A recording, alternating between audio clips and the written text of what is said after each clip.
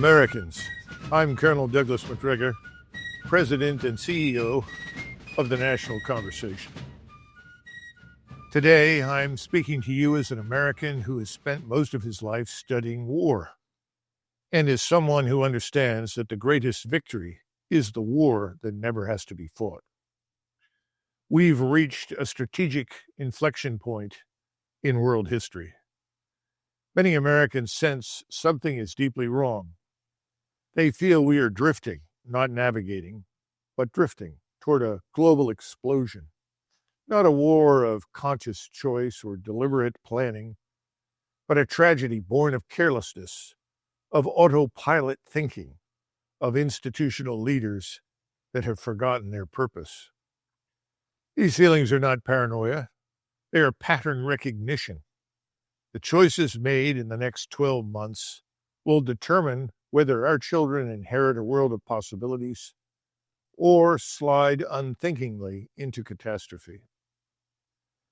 In Ukraine, a regional conflict became a grinding war of attrition, with NATO weapons striking deep inside Russian territory, while Russian doctrine explicitly permits a nuclear response depending on the strikes. In the Middle East, Israel and Iran, one an undeclared nuclear power, the other a threshold state, exchanged strikes with increasing boldness. Each side certain the other will back down. In South Asia, India, and Pakistan, the leaders watch these developments and draw their own conclusions. The point is, the global nuclear order is unraveling, and the people most responsible for maintaining it seem least capable of recognizing the danger. I want to introduce a concept that captures the essence of our peril. I call it nuclear gain of function. Everyone will remember the Wuhan laboratory debate, the possibility that scientists engineered a pathogen more dangerous than anything nature produced. This was biological gain of function. We called this reckless. We held hearings. We demanded accountability.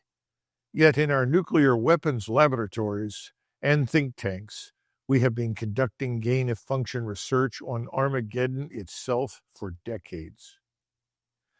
Every time we develop a warhead designed to be more usable, we are engaged in nuclear gain-of-function.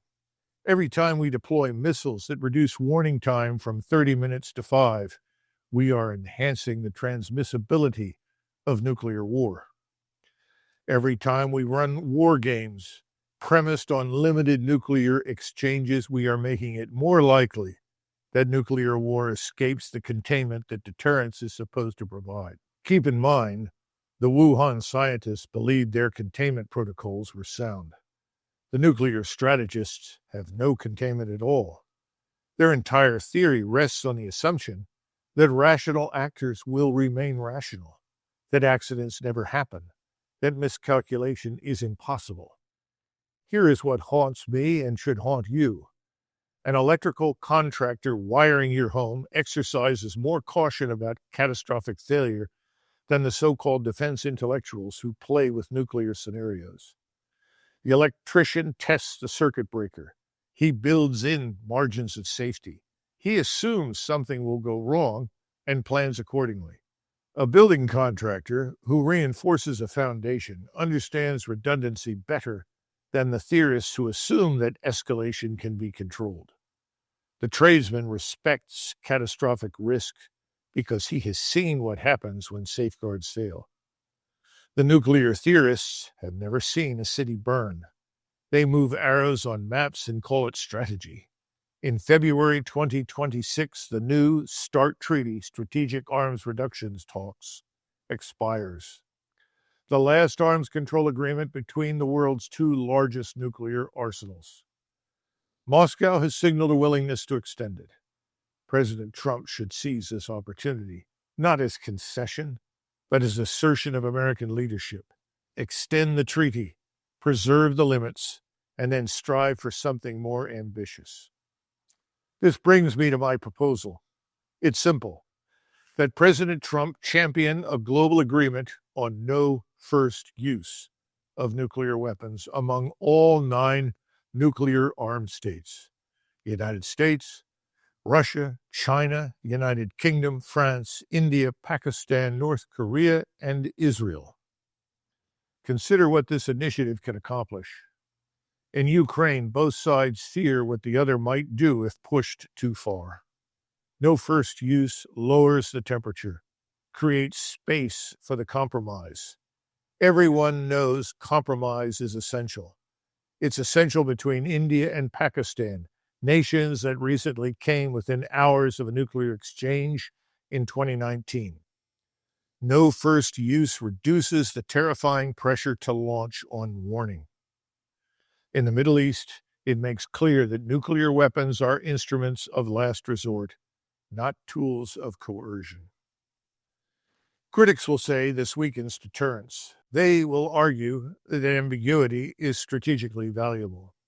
These arguments sound sophisticated, but they are reckless beyond measure. Former chairman of the Joint Chiefs, General Colin Powell, expressed serious doubt about limited nuclear options throughout his career. There was nothing in any intelligence, Powell insisted, to suggest the Soviets would respond to a limited strike with anything less than full retaliation. Controlled escalation is a fantasy. It exists only in war games. In the real world, once the first weapon detonates, rational calculation ends. Fear takes over.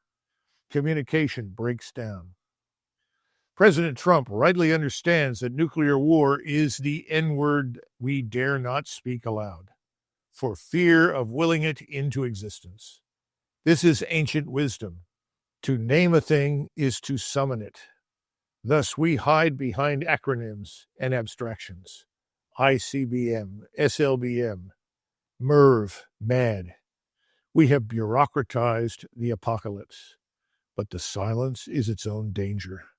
Because we do not speak of it, we do not see the drift. Because we do not name it, we cannot confront it. Imagine this. In the first hour after a full exchange, 300 million people die, vaporized, burned, crushed beneath collapsing buildings. In the first week, fallout poisons water and soil across continents.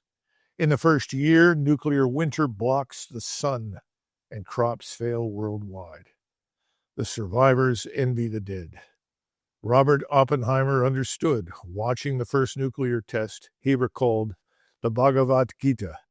Now I am death, the destroyer of worlds.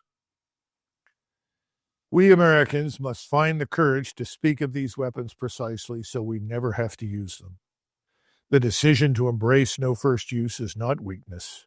It is the cold recognition that some weapons are too terrible to use, that survival is the precondition for everything else we value.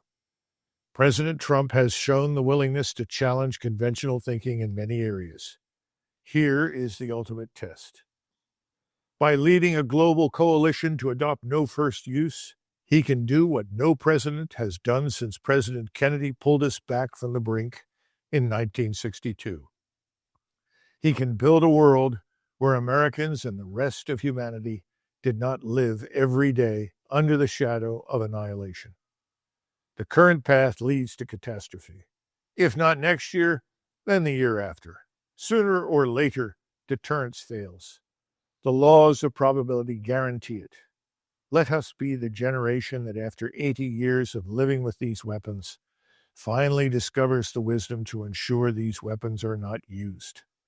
Let us be the generation of Americans that chooses life. Ladies and gentlemen, thank you for listening. If you liked this presentation, and you too are one of the politically homeless, join us at thenationalconversation.org.